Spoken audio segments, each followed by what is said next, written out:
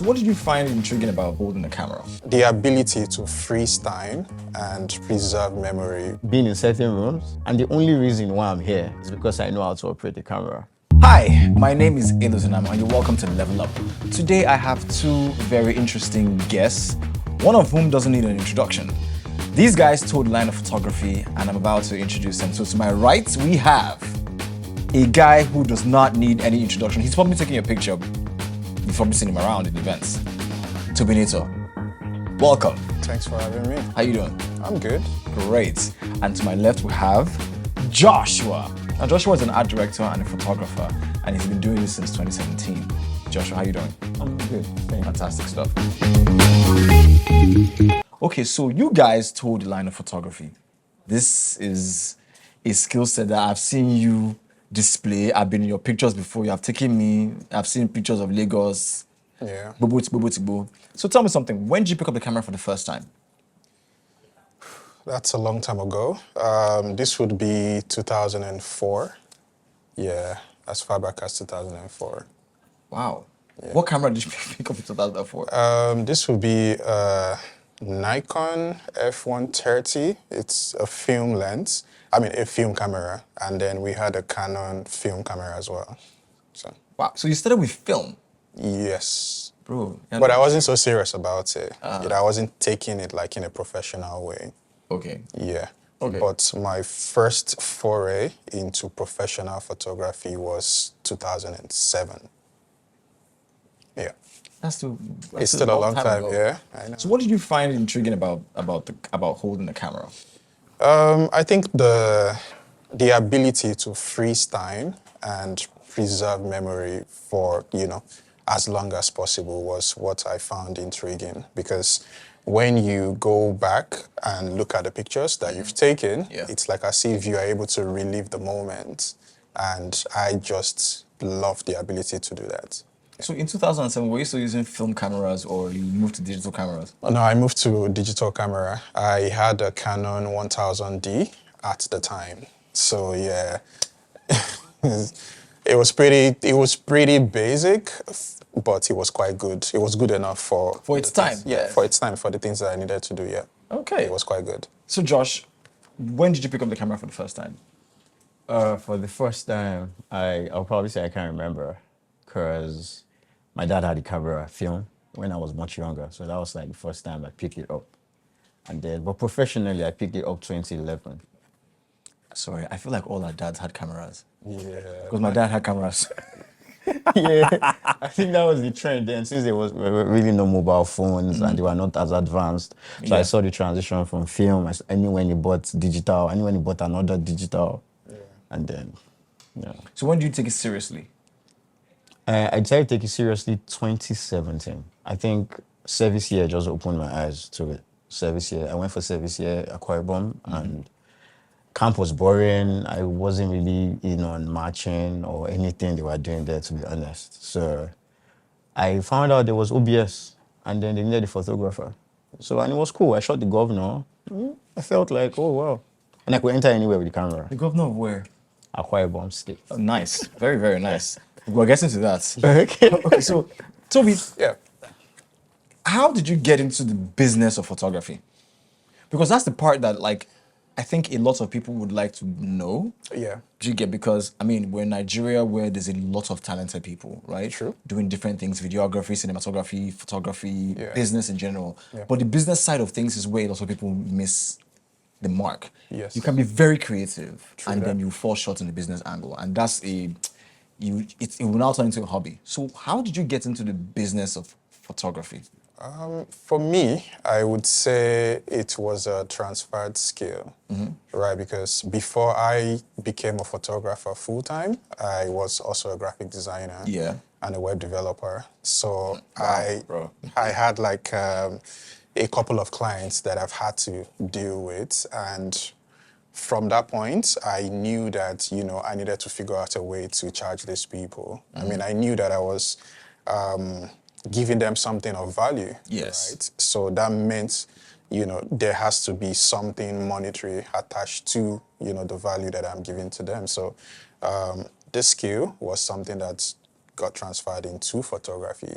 And of course, with photography, you needed to know that you have to also come up with a system that allowed you charge for various things. So either you're charging for the value you're given, or you're charging for the time as well, and also the copyright or the rights for the images as well. So all these things were like something I learned along the line, being other people or being, you know, someone that had vast knowledge in other professions, and then I transferred it into photography.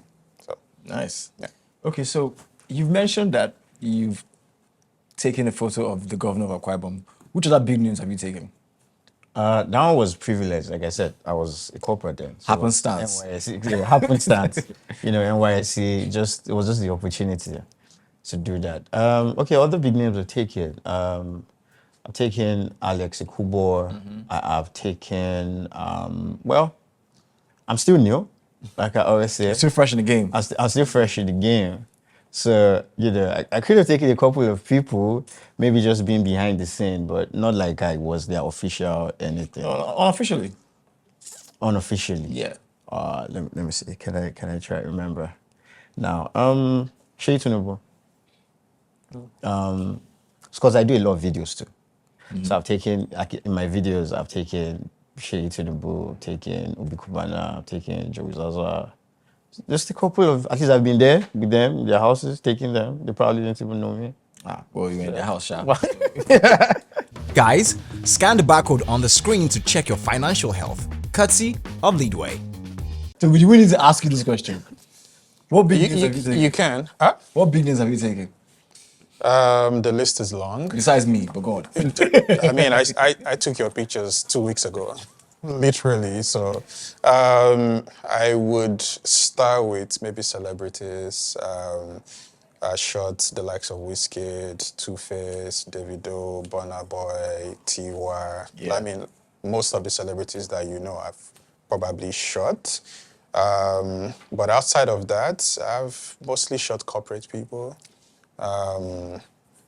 HNIs, and I mean, I can't start mentioning their names basically, but yeah, a number of corporate clients, some at GT Bank, some at MTN, Glow, and the likes as well. So the list is pretty long. Would it be safe to say that because you are like apex at your craft, that's what opened these doors for you to be able to take all these big names? Yes and no. Okay. Yes, because, well, maybe the name is sort of like an household name in a way, but also there still needs to be something that you're bringing to the table as well.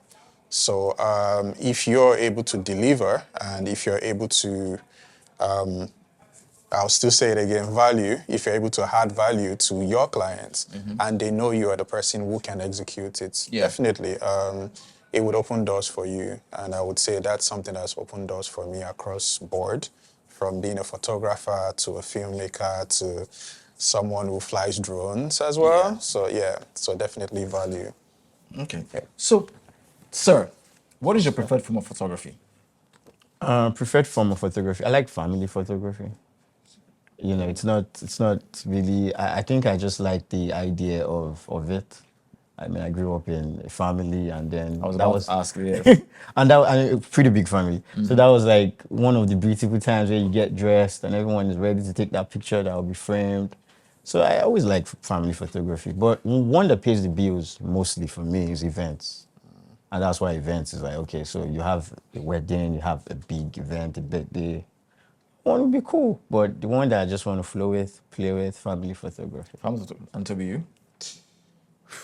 Nature, cityscapes. I've noticed. Yeah. I've actually noticed, because you take a lot of drone shots of Lagos. I mean, I have some on my chest. Can look at it. Should catch it. Yeah, I can look at it. Are these for sale? Yes, you can actually order online. Okay. Yeah. Great. So your preferred form of photography is landscapes and nature. Yes, right now. It's something I've always been, attracted to. And when drones started becoming commonplace, I made it like, a point to actually get one. Prior to that time, I would try to get access to high-rise buildings, the likes of Sterling Bank. And, To take those Yeah, pictures? to take pictures like that. I had a series called Miniature Lagos. If you go to my page, you probably see me posting some of things Yeah. like that now. You know, people say, oh, it looks like toys and Yes. stuff. Yeah. Yeah. So I'm bringing the series back. But at the time, it was something that, you know, really piqued my interest. And I thought, okay, you know what? I want to show people what Nigeria, Lagos, and even Africa as a whole looks like.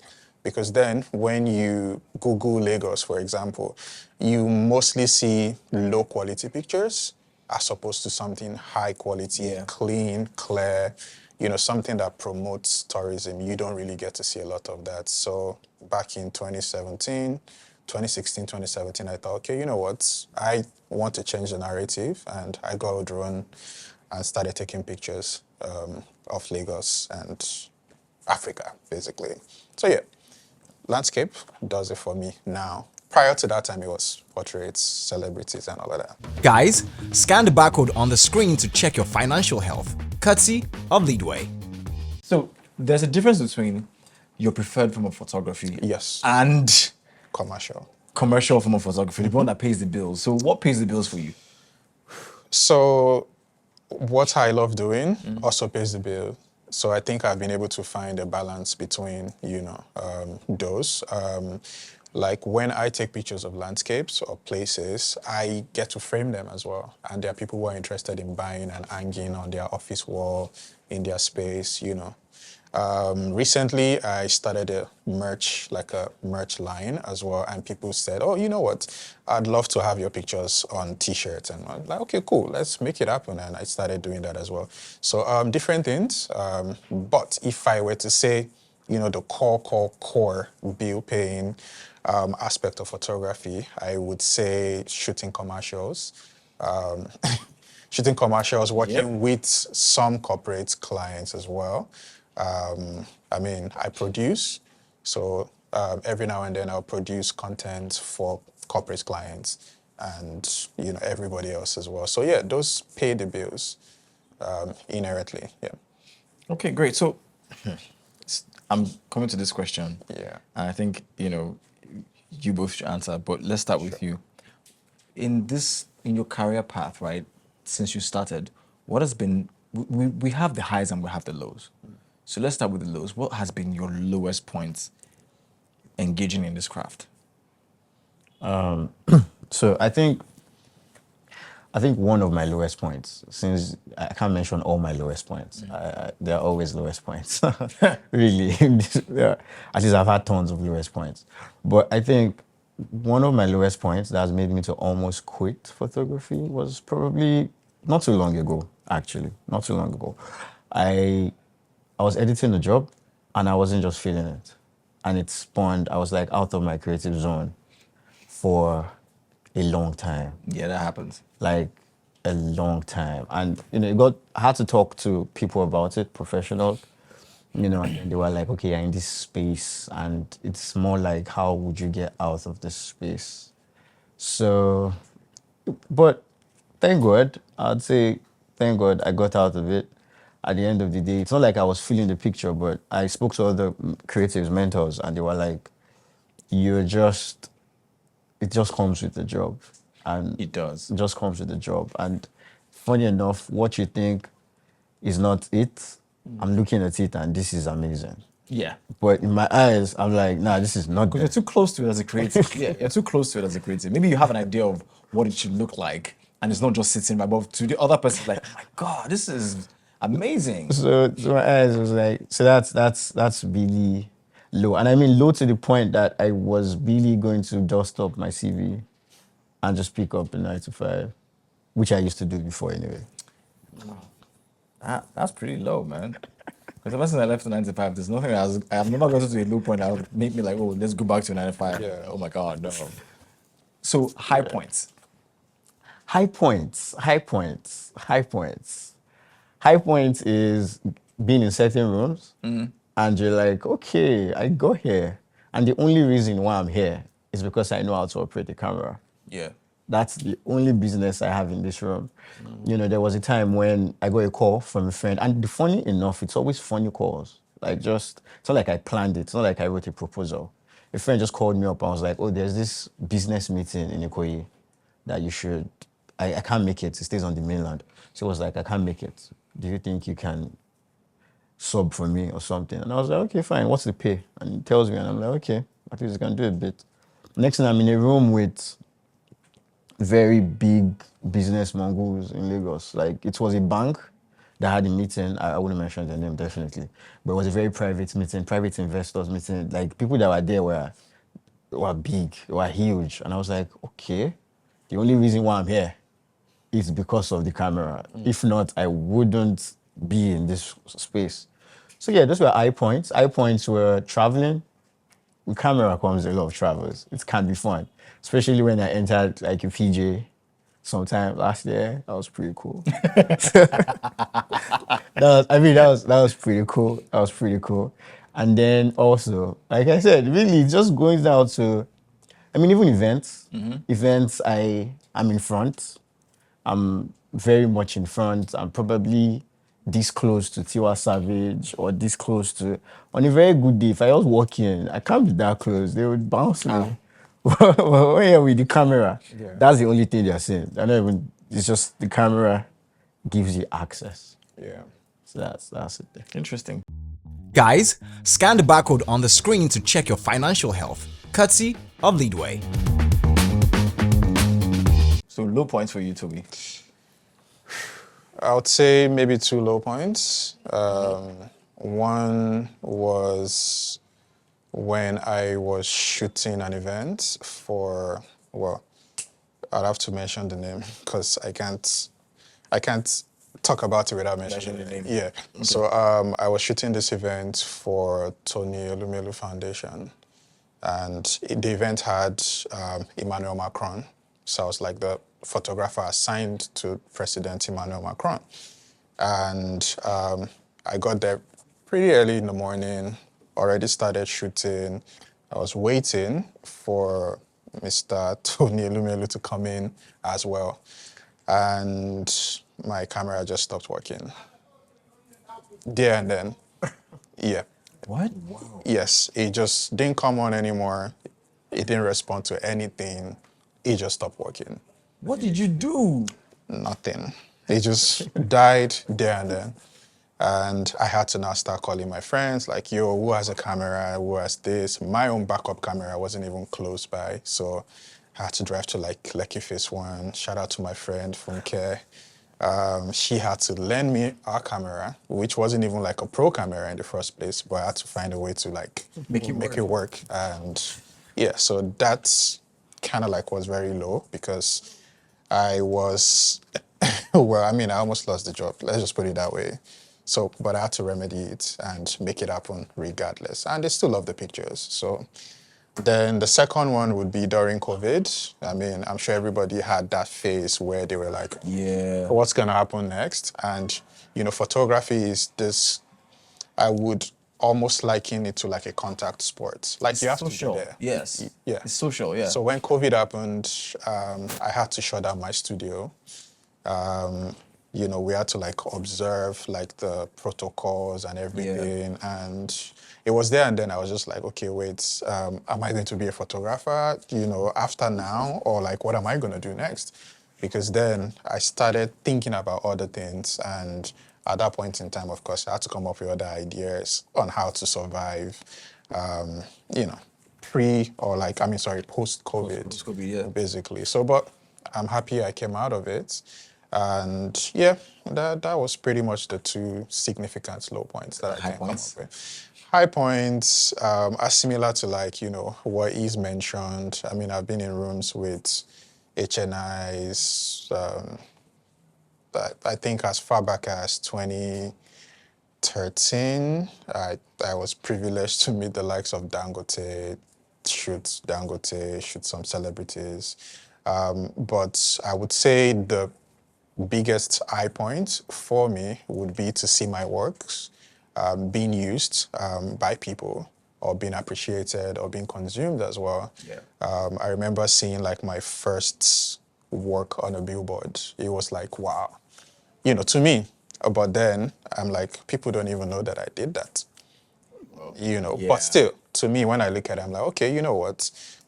This is my work, and Yeah. I would want my work to continue to be something that, you know, gives other people joy, or gives me joy, or gives somebody some sort of feeling as well. So yeah, for me, Did you that take a would be picture? that. Did you take a picture of the billboard? Yes, I did. It was Sprite. It was for Sprite. That was like my first major billboard. Make noise about your work. It Make was, noise about your work. yeah, it was on Surulere, you know, like the stadium. They're like a set of buildings, and there's no way you'd miss it. Like you would always just see it. So I literally entered a bus, went there, took a camera. I was like, yeah, I did that. Took a picture of it, and then kept it. So, but since then, you know, I've had my works in magazines, even though people don't really read a lot of magazines now. But yeah, I have my works literally everywhere, on the internet, on people's phones, in people's houses, in their unavoidable, space. Sha. Yeah, Actually so- unavoidable.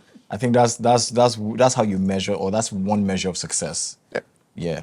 So this is very key, right? Right? Yeah. There are a lot of people out there who struggle with, you know, finding themselves and finding how to really like chase their dreams. They want to be this, they want to be that, they want to be photographers, cinematographers, actors, whatever it is, creatives and everything. But they don't know what to do to start out. I hear people, lots of people say if they have equipment and everything. So to somebody who's just starting out, who wants to live that dream and make money from it, how would you advise them to go about it? Well, there are several ways to go about it.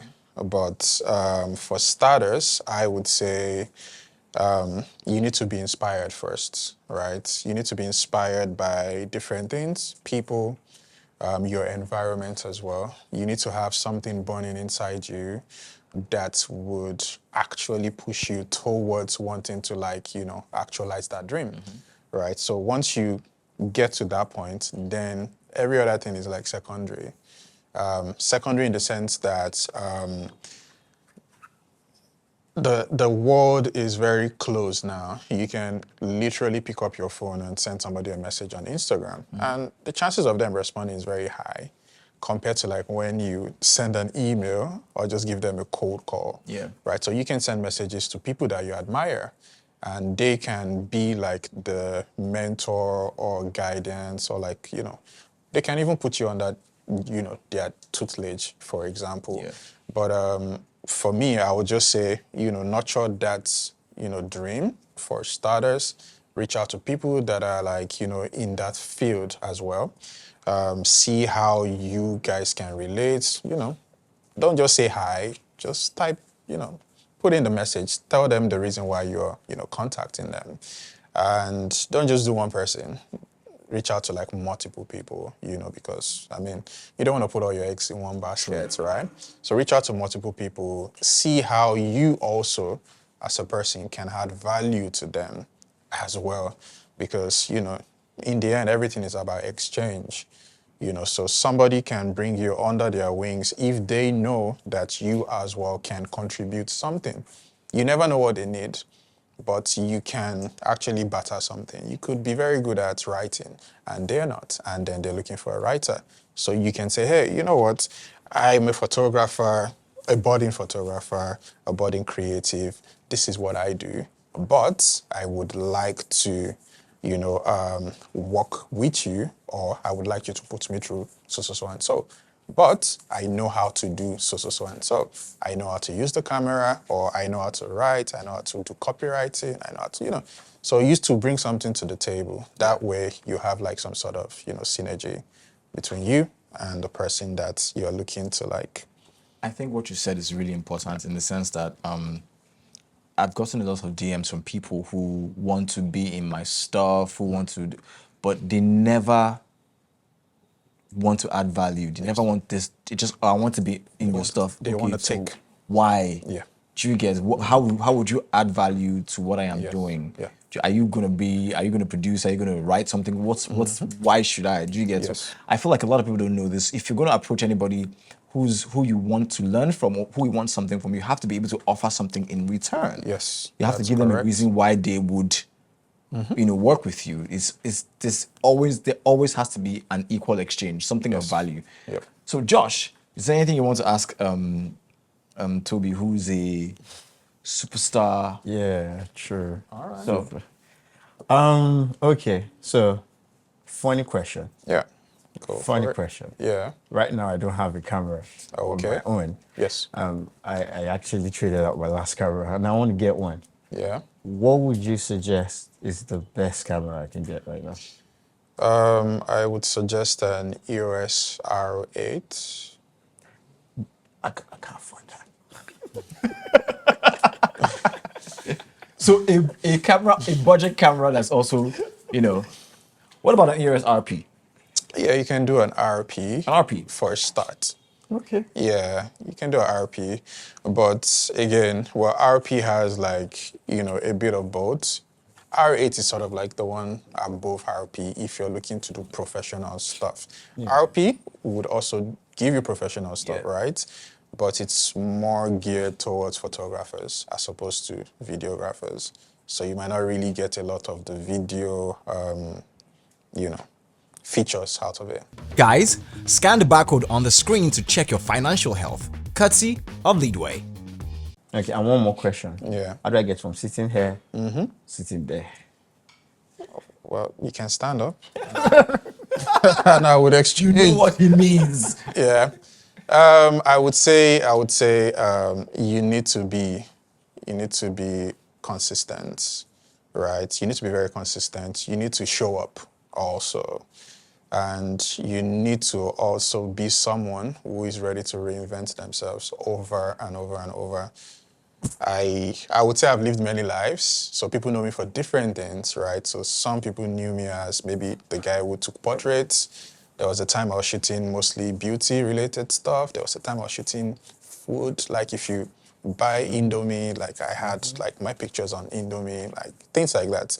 But the truth of the matter is, as a creative, you might find yourself getting bored, quickly. I get bored of doing the same thing over.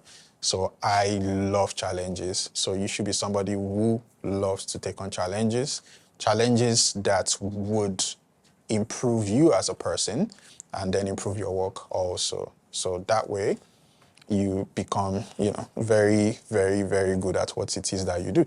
Also, you might have to be a people person too. I'm not the best people person. I'm not a people person. Most creatives are not. I'm not a people person. I'm not the best at being a people person. I mean, half of the time you probably wouldn't see me smiling at, people. But when I'm in my zone, I communicate with people. I know how to relate with people, especially people that I know are holding on to the cash that I want, basically. So, and also it's a thing where if you find yourself in the midst of billionaires, what are you going to do? What kind of conversation are you going to be having with them? So you never know. Like you said, you found yourself in a room where there were like a lot of, decision makers, right? What would you be contributing when you find yourself in a place like that? Would you be starstruck? Would you be like, okay, I don't know what to do, and you freak out, So that's where like communication and being sort of like a people person can, help you like improve. But definitely, if you're able to take all these things together and you practice as well, and you're consistent at what you do, definitely you will be sitting on this chair. Consistency. Thank you. Or you can come to this restaurant. Thank you Yeah. very much. All right. So, any more questions? Let me see. Any more questions? Actually, I'm a huge fan of. Oh. I'm actually a fan right now. I'm a huge fan of Thank you. Tobbinator. I appreciate it. I mean, I went down. I discovered him last year, just going through. You discovered Tobbinator last year. Yeah, last. Wow, bro. Like I said, I'm not a people. Like Yeah. not people. Like I don't know. But then again, I now realized I've always known his work. I just didn't know the face. Yeah. I've always known his work. Like I mean, he worked in agency. I worked in agency sometime, and then, I mean, I've always known his work. It's just the face didn't just. I couldn't just place a face to the work until last year, and I realized that he's an Egbon in the industry. I'm permit me to say that he's an Egbon. Like I mean, rooms that I have not smelt. He has walked through them. He has slept in them. put them behind him and all. So if I'm going to ask another question, it will be, Yep. he has already given me a lot of advices in terms of how to pursue the dream, how to be focused, how to be determined. Right now, I shoot Nikon. Okay. I shoot Nikon. But Let's cross the camera. and I've always shot Nikon. I've shot Nikon since 2011, if at all, when it comes to camera. Yeah. If I'm going to transition right now, I'm Yeah. thinking Sony. I'm actually thinking Sony.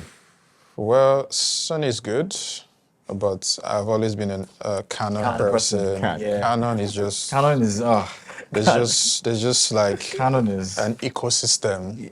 I have a for feeling once I Canon. enter Canon, that's You the can't end. go- you can't I'm come not, out. I'm not coming out. you of cannot it. come out. Yeah, I mean, I can go on and on about it, and we won't leave here. But yeah, definitely Canon. I'd also say Canon because they're like, accessories.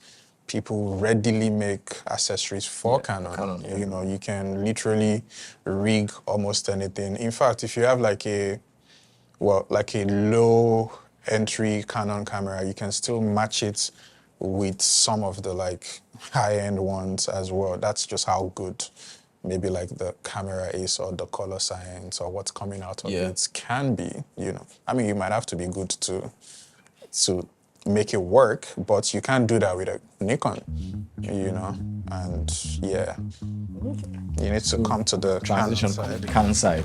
of life. It's not free advert for Canon. They need to pay us. Okay. All right, great. Thank you guys for coming through and thank you guys for sharing Thanks for as having well. us. Yeah. You guys, you've heard from the maestros, My name is Elozoma and this has been Level Up. Stay tuned for the next episode.